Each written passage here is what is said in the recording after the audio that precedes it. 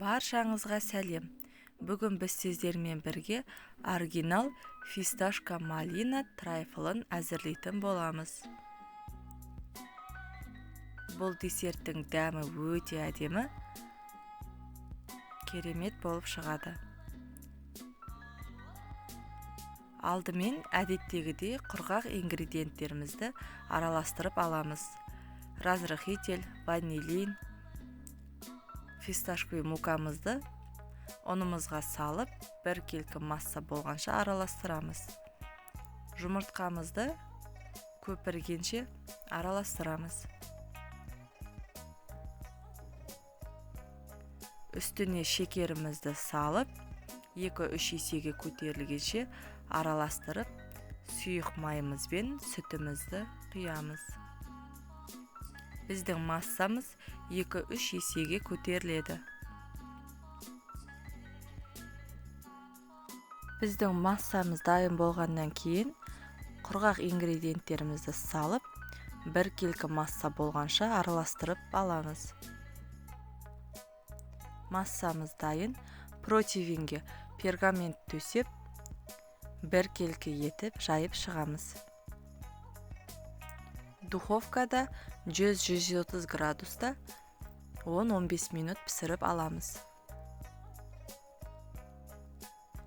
Енді ганашымызды әзірлеп аламыз.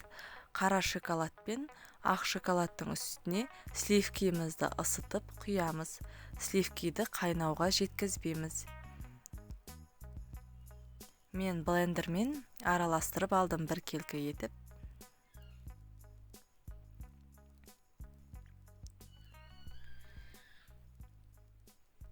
Суытып қойып қоямыз. Сгущенкамызға фисташковый паста қосып, үстіне сливкимізді құйып, қоюланғанша жақсылап миксерлейміз.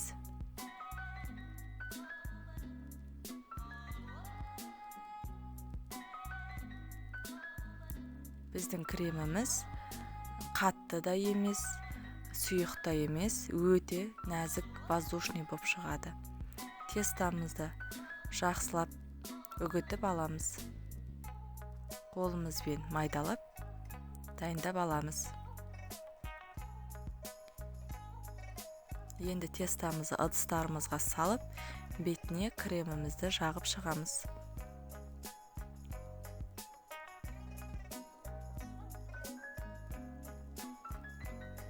Тегістеп аламыз.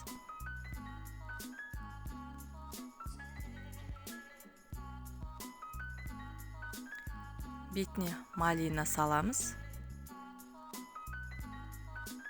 Стакандағы трайфлымыздың үстіне тағы да тесто салып, үстіне жұқалап крем жағамыз. Бір келкі етіп тегістеп аламыз.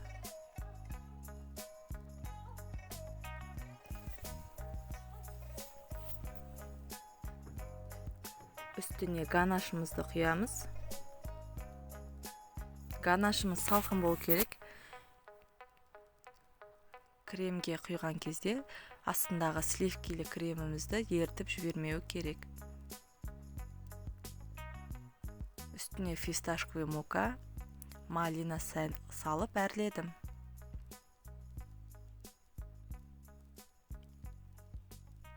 Холодильникке салып қоямыз. Баршаңызға ас болсын.